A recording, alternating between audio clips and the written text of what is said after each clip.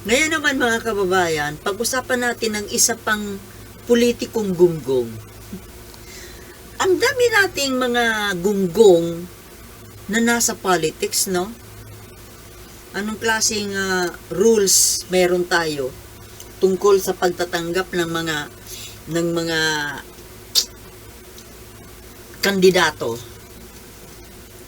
Pero itong si ano, hindi naman to, paano ba ito naging congressman? Hindi naman to ibinoto eh. Ano lang to eh. Na-appoint lang yata to. Itong si Erwin Tulfo po. Ewan ko ba? Ang mga tao kasi, bakit masyadong bilib na bilib sa mga Tulfo? Una,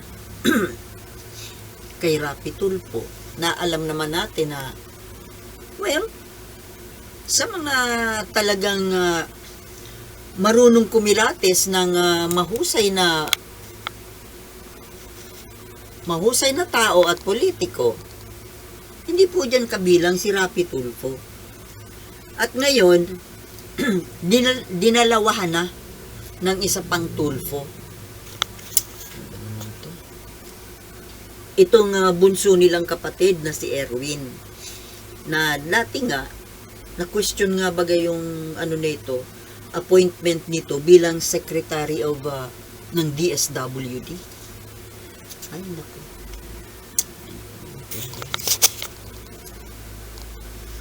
Ba't nga ba siya natanggal dun? O nag-resign? Nag-resign pala. Kasi may mga issue. At ngayon nga, napunta sa Congress, doon sa kanilang, yung ano ng pamilya nila, party list. So ngayon, ano ang kinagunggungan nitong si Erwin Tulfo? Alam mo itong mga Tulfo na to, sikat lang eh. Madiskarte lang sila para sumikat, pero ang sa totoo lang, hindi naman sila talaga brainy. Well, hindi ko sinasabi ito na bakit ikaw brainy ka ba? Hindi rin. Hindi rin naman ako henyo. Bagsak na ako sa algebra eh. Mathematics lang naman ang mahina ako. Sa ibang subject, okay ako. Ngayon, actually mayroon itong kapalpakan ng mga nakaraang linggo ba o buwan. Yung pagtatanggol niya, yung tungkol sa confidential pa, tungkol sa budget, na pumunta siya sa podium, mag-privilege speech, na hindi naman pala alam yung mga sasabihin. At ito, kinotes pa siya ng mga kasamahan niya. Nila, Congressman Janet Garin, tinuturuan siya. My goodness. Ano ba yan? Kung sa loob na sa school, sa loob ng classroom, pag ikaw ay ina-assign na mag-report na hindi ka nakahanda, hindi ka handa sa i-report mo, di ba nakakahiya yun? Eskwelahan pa lang yun, ha? Pero yan, my goodness. Kongreso na yan at bayad ka dyan ng tao. At ito, mayroon na naman siyang isa na namang kapalpakang ginawa na nakaka-disappoint. Ito bang tungkol kasi sa issue ng napapabalita na ginagawang resolution dyan sa Kongreso na pinaplano nila na i-impeach daw si Sara. Ngayon, dahil nagpalabas ng mga pananakot yung ama, si Digongyo, ngayon, parang nagpalabas ng ilang mga congressmen ang nagsalita na binabawi nila kasi hindi naman daw totoo yun. Siguro ko po hindi rin naman talaga totoo. Kasi, saan ba natin umpisa narinig itong issue na ito tungkol sa Sara impeachment? Una nating narinig ito dyan sa SMNI eh. Hindi kaya gawa-gawa lang ito ng Duterte camp? Gawa-gawa nila na para lumabas na kinakawawa si Sara? Para makuha ang simpatsya ng taong bayan na, si Sara kinakawawa. Sa kanila nang galing yan eh. Doon sa, dyan sa mga komunistang nandiyan sa SMNI. Komunista o dating komunista o baka komunista uli, ewan ko. Basta, tingin ko mga komunista eh. Para mga komunista ang nandyan. Puro lang kasinungalingan. Ngayon, palagay ko, well, maaring totoo na may mga nagpaplano dyan sa Congress. Baka yung baka nagpaplano talaga yung Makabayan Black dahil sila yung talagang #1 critic ni Sara. Tapos, ginatungan nitong komunista dyan sa SMNI. Ibinando ngayon. Pinablik. At kumalat na. Kesyo, may planong i-impeach si Sara dahil doon sa 125 million. Sa totoo lang, quite reasonable naman na ma-impeach. Pero, kung sa gravity ng kasalanan, sa totoo lang yan marami naman dyan ng iba pang politiko na mas matindi ang hinarbat, na mas qualified na i-impeach. Isa na dyan yung ama mismo ni Sara Duterte, na hindi lang millions or billions ang naibulsa. Umabot pa ata ng trillion pesos. Pero,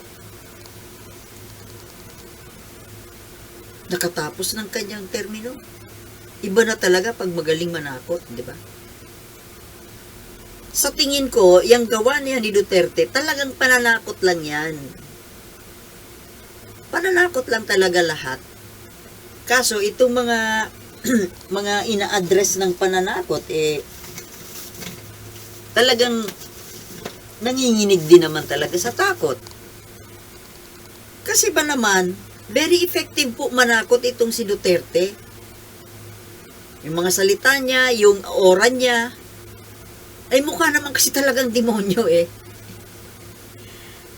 Ay kung si Bongbong Marcos ba ang magpalabas ng mga ganyang salita, maniniwala ba tayo? Natural hindi. Napakaamo ng mukha eh. Pero kung si Duterte, madali tayong maniwala. Kulang na nga lang sungay eh. Sa totoo lang yan. Ang tao talaga, madali po nating makita, mabasa sa aura kung talagang demonyo o hindi. Tingnan nyo lang yung itsura ni Duterte. Isang ehemplo yan eh. Isang example na ang nasa loob nagre-reflect kitang-kita sa labas. Pero si Kibuloy hindi masyado, no? Nakukuha sa amo ng mukha at may itsura eh. Kaya kahit na may kademonyohan sa loob, hindi masyadong hindi nakikita.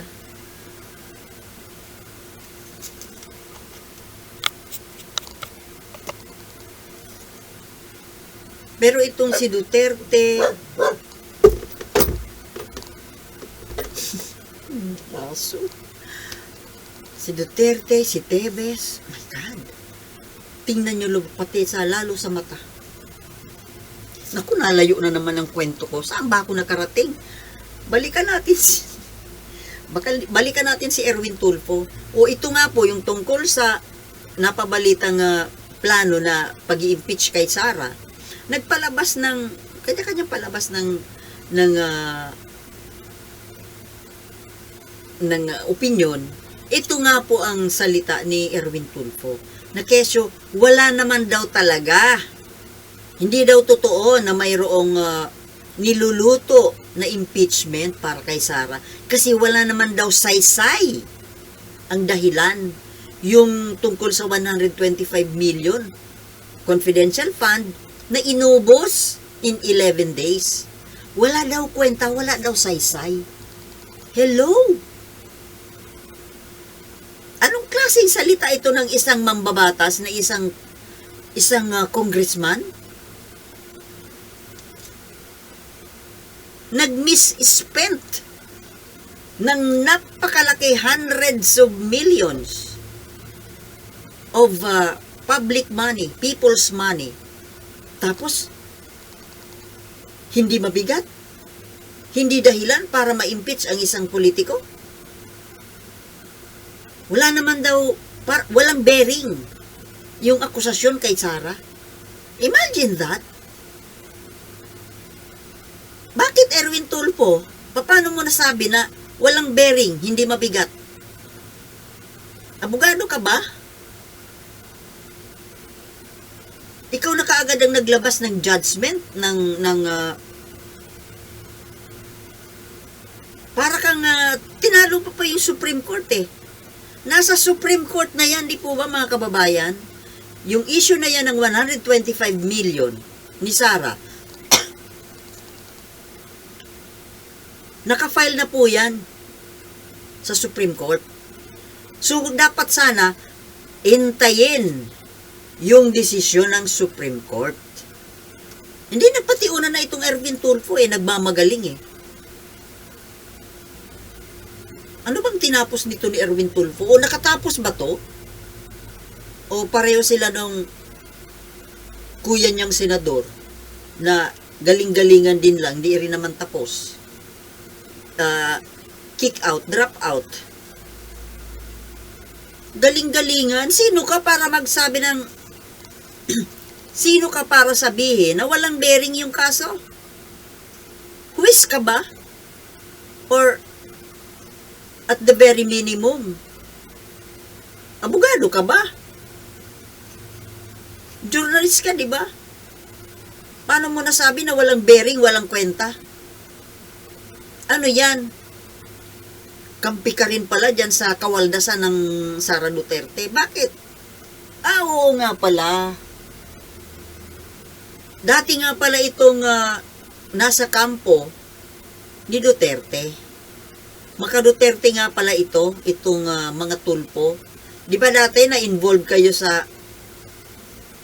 kayong mga Tulfo brothers and Tulfo siblings.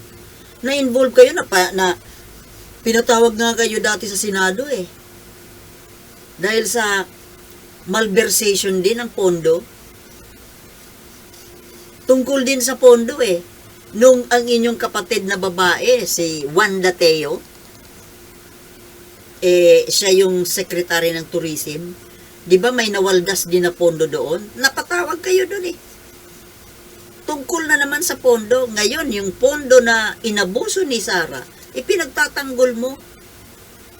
Kesyo walang bearing, walang saysay na akusasyon. Wow! Alam mo, dapat sa'yo, Erwin Tulfo, hindi ka dapat manalo sa Senado. Dahil sigurado tatakbo tong senador dahil number one sa survey. Eto na naman po tayo mga kababayan. Isang magna-number one na naman sa survey. Ang magna-number one na senador na walang tuktok. Mauulit na naman po. Yung 2022 na top notcher ng Senado na isa ring walang tuktok. Nagpapakita lang kung gaano kabobo ang mga Pilipino bumoto. Hindi ba? Totoo hindi.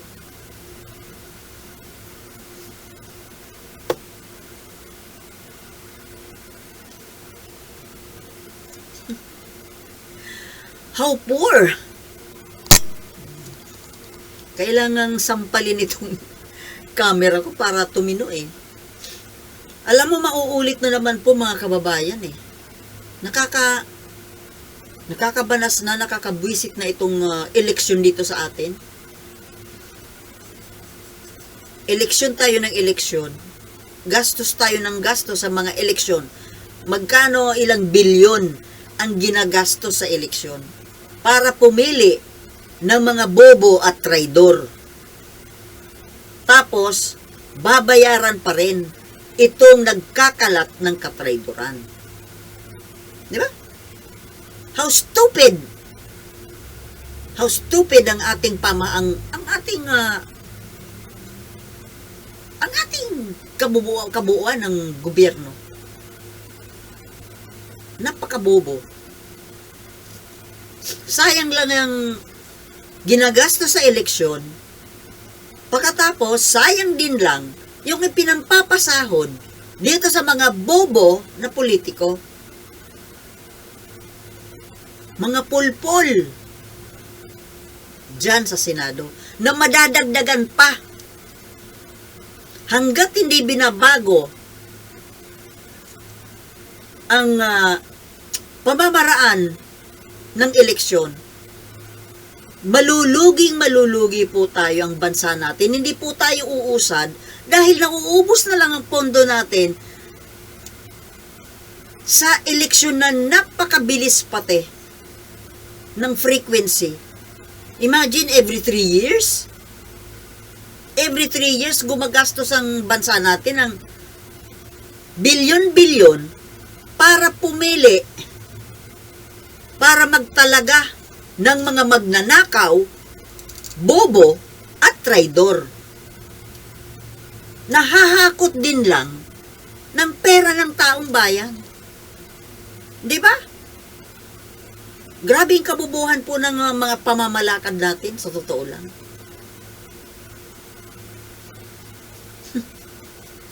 Ang sama ba ng bunganga ko? Siguro nga, kasi ang sama ng katotohanan. Ang sama ng katotohanan, ng kalagayan, ng pamahalaan natin, ng politika dito sa bansa natin. Sayang na mga buwis. Sayang na pera. My goodness. Ilang bobong senador ang nandiyan ngayon nakaupo. Sa susunod na, sa 2025, madadagdagan pa po yan. Madadagdagan. Magiging dalawang tulfo na ang bobo dyan sa Senado. At maaaring mayroon pang isang artistang bobo rin na madagdag na naman dyan. Dahil mukhang hinihikayat ng isang bobong artistang senador. Bantayan po natin yan, si Philip Salvador. Dahil mukhang may nangungumbinse. Ano na kasi laos na eh. Pero di ba, tumakbo yan nung nakaraan, pero ano bang tinakbo niyan? Di ba tumakbo yan sa Bandaluyong? Ano yata yun eh? Kagawad. Hindi nga nanalo eh. Sa Senado kaya, manalo yan? Diyos ko. Tingnan mo ang mga bobo na madadagdag sa 2025. Bukod sa mga bobo na nakaupo dyan ngayon, eto po ang mga bobo na madadagdag ha. Yan, isa na yan, si Erwin Tulfo. Si Manny Pacquiao. Kung mahahalal pa yung isa na namang artista dyan na, naku,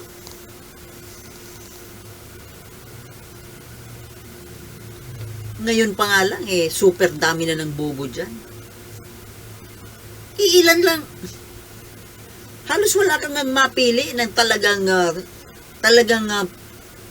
pang senador na brilliant mind dyan.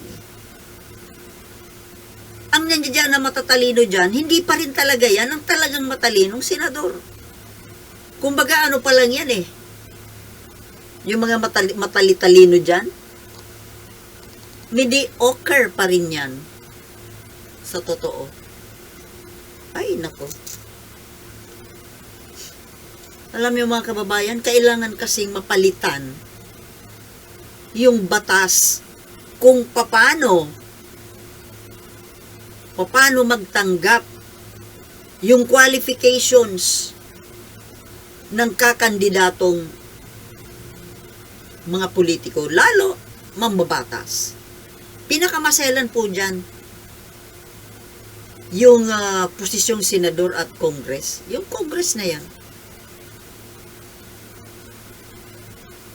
From Congress pataas. Hindi po yan dapat kung sino-sino lang ang boboto dyan. Dapat ang boboto dyan yung intelihenteng tao. Dahil kumbaga buong bansa po ang patatakbuhin ng mga yan. From the House of Representatives to Senate and then President, Vice President. Dapat po hindi hinahayaang bumoto. Hindi dyan dapat hayaang kabilang sa boboto sa mga posisyong ito yung mga bobotante. Yung mga bobotante po, pwede na sila sa local. Di bale? Gagawan ko na lang po yan ng ibang vlog yung tungkol dyan. Hanggang dito na lamang po kasi ito naiinis ako dito sa camera ko. Ay, kailangan natin mapalitan eh. Sige, thank you very much for watching and for bearing with me. See you.